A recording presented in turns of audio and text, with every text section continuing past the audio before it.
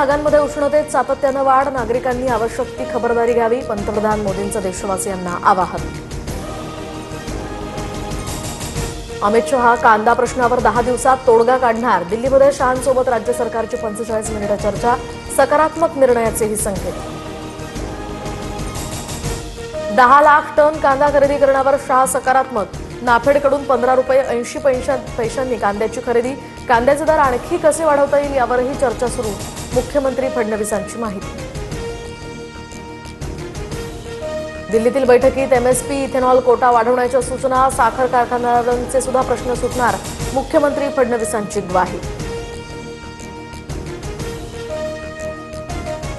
शिवसेनेसोबत नाशिक आणि छत्रपती संभाजीनगरच्या जागेचा तिढा, तर राष्ट्रवादीनं पुण्याची जागा मागितली आहे. दोन्ही जागांचा तिढा आम्ही सोडवू, विधान परिषदेच्या जागेवरून मुख्यमंत्री फडणवीसांचं भाष्य. विधान परिषदेच्या जागा वाटपाचा विषय 2 दिवसात संपेल, फडणवीसांनी सांगितलेल्या जागेवर चर्चा होईल आणि विषय जागा वाटपावर उपमुख्यमंत्री एकनाथ शिंदेंचं वक्तव्य.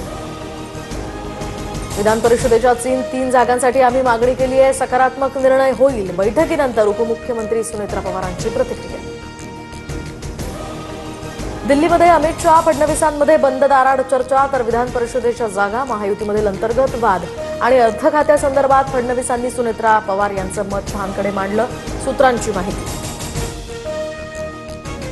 राष्ट्रवादीनं माझ्याकडे अर्थ खात्याची मागणी केली नाही, अर्थ खात्याची मागणी केल्यावर सांगेन, पत्रकारांच्या प्रश्नावर मुख्यमंत्री फडणवीसांची प्रतिक्रिया.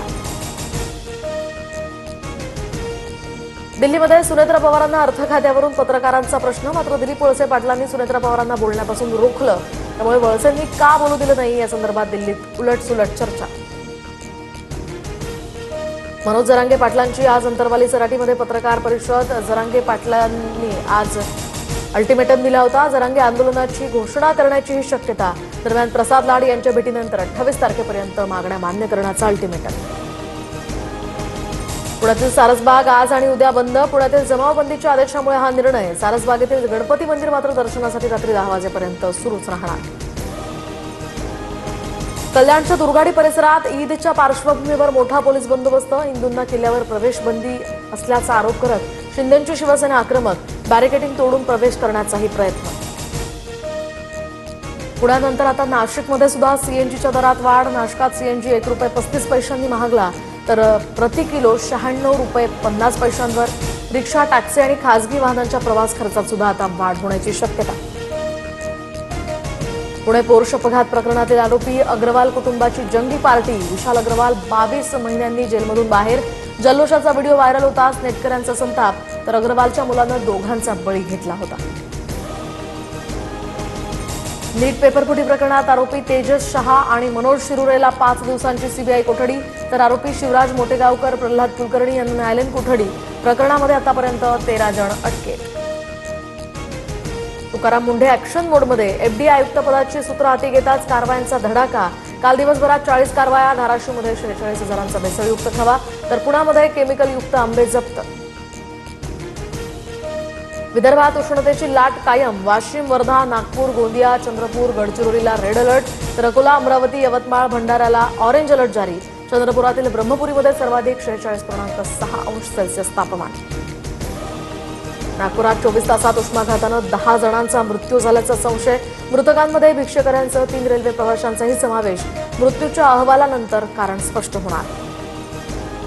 नागपुरात होर्डिंगसाठी परवानगी विना आता 4 झाडांची कत्तल, पालिकेची परवानगी न घेताच कंत्राटदाराकडून वृक्षतोडीचा हा प्रकार, कंत्राटदारावर गुन्हा दाखल होण्याची मागणी. एअर इंडियाला इंधन दरवाढीचा फटका, देशांतर्गत 22% उड्डाणांमध्ये कपात. जून-ऑगस्ट दरम्यान काही मार्गांवरच्या फेऱ्या कमी होणार, कंपनीच्या परिचालन खर्चावरही परिणाम.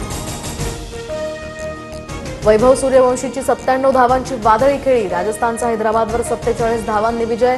क्वालिफायर 2 मध्ये उद्या राजस्थान आणि गुजरातची लढत. दक्षिण मुंबईतील संवर्धन यादीमध्ये बाळासाहेब ठाकरेंच्या पुतळ्याचा समावेश का नाही?